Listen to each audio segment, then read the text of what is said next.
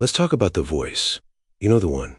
It's the voice that speaks up right when you're about to take a risk. You're not ready for this. But do you think you are? It's the voice that narrates your failures.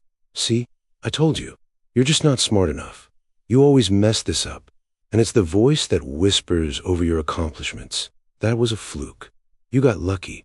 Just wait until they find out you're a fraud. We call it the inner critic. We call it imposter syndrome. We call it negative self-talk. And for most of our lives, we've been told it's just a feeling.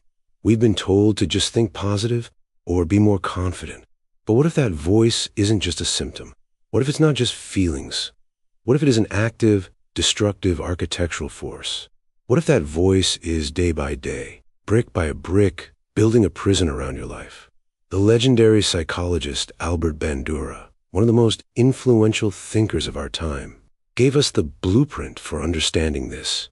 He showed us that this internal dialogue isn't just commentary. It is the central mechanism that determines the life you will live. His work proves, unequivocally, that your negative self-talk is destroying your potential. But his work also gives us the exact, practical, step-by-step instructions for how to fight back. Not by thinking positive, but by building something more powerful. Today, we're going to do a deep dive into the psychology of Albert Bandura to understand how your self-talk controls you and how his master concept, self-efficacy, is the key to you taking that control back for good. If you've ever felt held back by your own mind, this is for you. Part 1. The Invisible Prison. How self-talk actually controls you. To understand the solution, we have to respect the problem. Most of us think our lives look like this. Event dash, our reaction. I get a difficult project dash, I feel stressed. I fail a test dash, I feel sad. Bandura said, this is dangerously simplistic. He gave us a model that is far more powerful and a bit more terrifying. He called it reciprocal determinism. It sounds complex, but it's the engine of your life. It's a triangle, and it has 3 points. 1. Personal factors. P. This is your inner world. Your thoughts, your beliefs, your moods, and your negative self-talk. 2. Behaviors. Be your actions. What you actually do. Do you study? Do you procrastinate? Do you apply for the job? Do you stay silent in the meeting? 3. Environment. Be the world around you. The feedback, the results, the reactions of other people, your physical surroundings. Here is the key. Bandura showed that these 3 things are in a constant feedback loop. They all cause each other. Now let's see how negative self-talk hijacks this system to destroy your life. Let's imagine you're offered a big, important new project at work. This is an environmental event. Step 1. The personal factor, the thought, the instant you get the offer, the voice starts. Your negative self-talk, your P, kicks in. Oh no, that's way too hard for me. I'm not qualified for this. I'm going to fail, and everyone will find out I don't know what I'm doing. Step 2. The behavior, the action. Because of this personal factor, your behavior, B, is now infected. You hesitate. You say, let me think about it. You procrastinate on starting.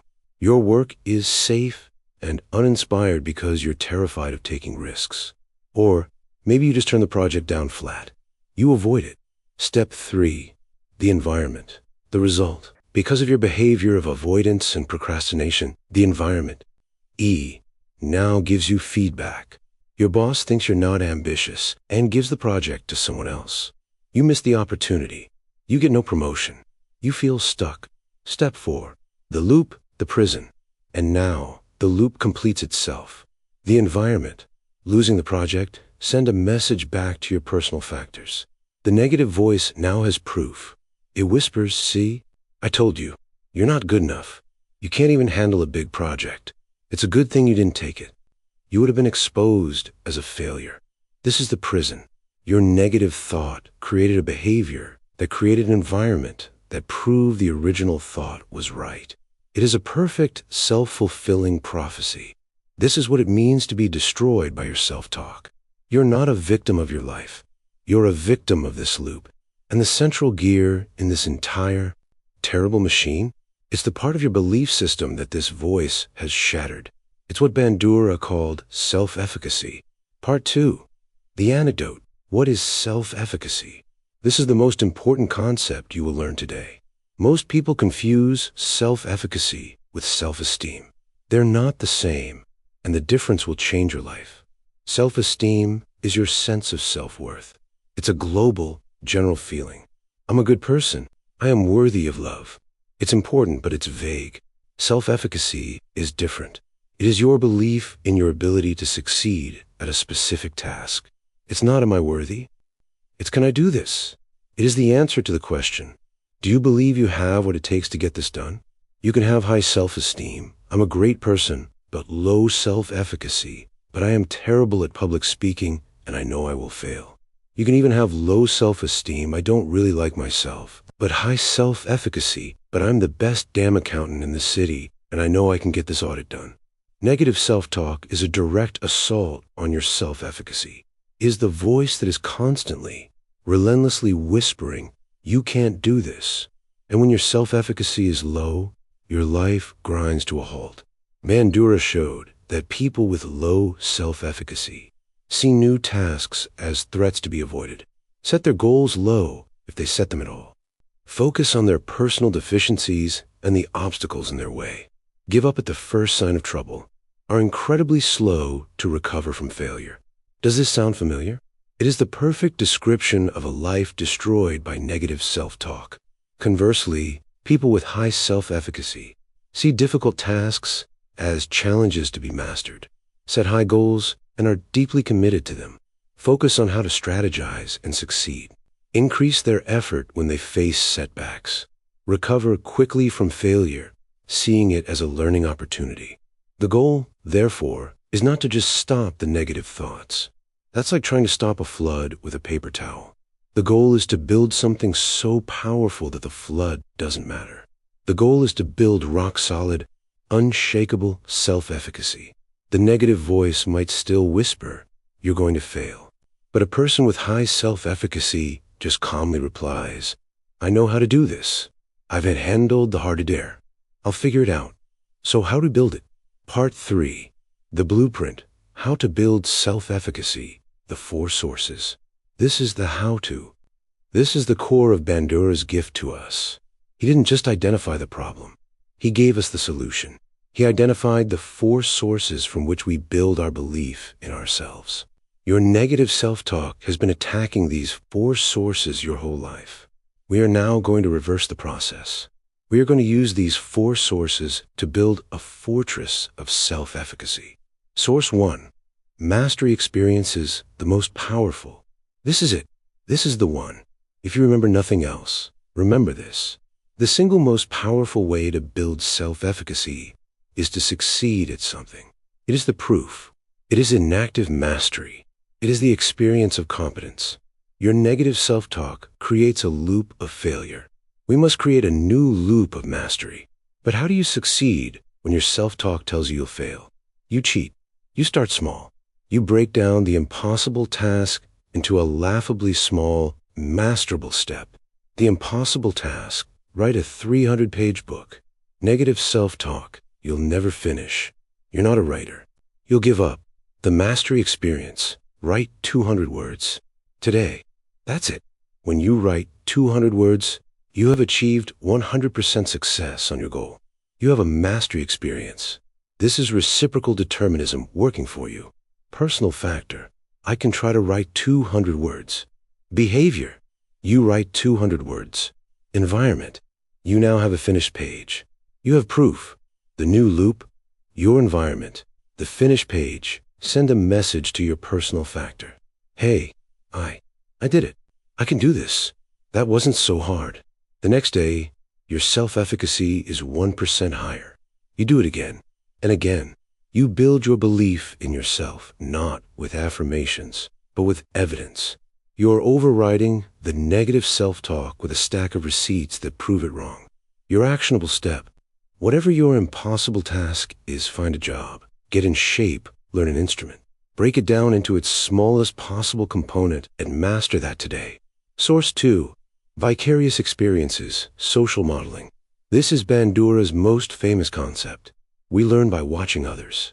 When we see someone like us succeed, a little voice in our head says, if they can do it, maybe I can do it. This is a vicarious win. It builds our self-efficacy, but your negative self-talk corrupts this process. It looks at a successful person and says, see, they're a genius. You're not. You'll never be that good. It finds ways to make them model different from you, to disqualify their success as a possibility for you. We have to reverse this. Your actionable step, find relatable models. Don't just look at the finished product, the CEO, the rock star. That's not relatable. Find people who started where you are. Read biographies. Watch making of documentaries. Find a mentor who is just 2 to 3 steps ahead of you. Seek out proof that people just like you, with the same doubts and fears, still found a way to succeed. Source 3, social persuasion, the right kind of talk. This is the source that is most directly related to self-talk. It is the feedback we get from others and from ourselves. Negative persuasion. What you do now, you're stupid. You're a failure. You're not cut out for this. Empty persuasion. Toxic positivity. You're a genius. You're a superstar. You can do anything. Your brain knows this is a lie. It doesn't build real efficacy. Credible persuasion. The Bandura way, this is the voice of a good coach. It's not an empty cheerleader. A good coach says, this is hard, but I have seen you overcome hard things before. You have the specific skills to handle this. A, B, and C. If you focus on the strategy and put in the effort, you are fully capable of getting this done. Your actionable step, you must become this coach for yourself. Stop the insults, I'm stupid. Stop the empty flattery, I'm a genius. Start the coaching. When you feel that negative self-talk, catch it and respond with credible, specific, evidence-based persuasion. This is a difficult task, but I have prepared. I am smart enough to learn this. I have succeeded on similar projects in the past. I will focus on the first step. I can do this. It is realistic. It is specific, and it works. Source 4, physiological and emotional states. This is a subtle but critical source. We read our body signals to determine if we're capable, and your negative self-talk is a terrible interpreter. The event, you have to give a big presentation. The body, your heart pounds. Your palms get sweaty. The negative self-talk, the interpreter see, you're terrified. Your body is panicking. This is proof you can't handle this. You are going to fail. The result, your self-efficacy plummets. We must reframe these signals. Your actionable step, reinterpret your body. The event, you have to give a big presentation. The body, your heart pounds. Your palms get sweaty.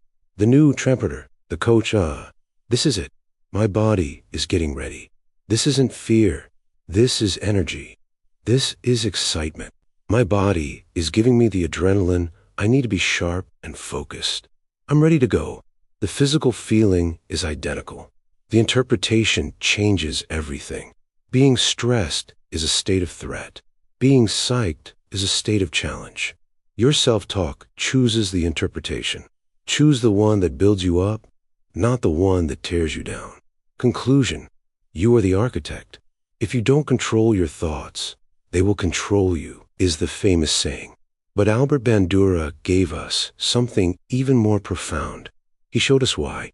Your negative self-talk is not just bad vibes. It is the architect of a self-fulfilling prison. It is the personal factor that triggers the behavior of avoidance, which creates the environment of failure, which in turn proves the original thought right. You are being destroyed by this loop, but you are also the architect. You could build a new loop. The way out is not positive thinking. The way out is action. The way out is self-efficacy. The next time you hear that voice, don't just argue with it. Disprove it. Break the task down. Get a mastery experience. Find a model. Get a vicarious experience. Talk to yourself like a coach. Use social persuasion. Reframe your anxiety as energy. Master your emotional state. You are the only one who can build your belief in yourself. The work is hard, but it is the only work that matters.